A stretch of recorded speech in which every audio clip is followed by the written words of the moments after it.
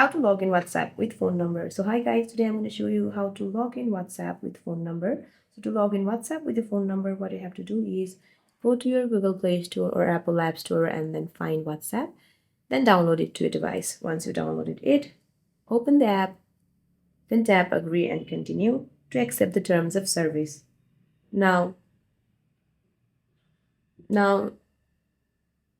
if you were already using WhatsApp with a number, you will be asked to use a same old number, or you can just simply tap use a different number if you'd like to use a different number.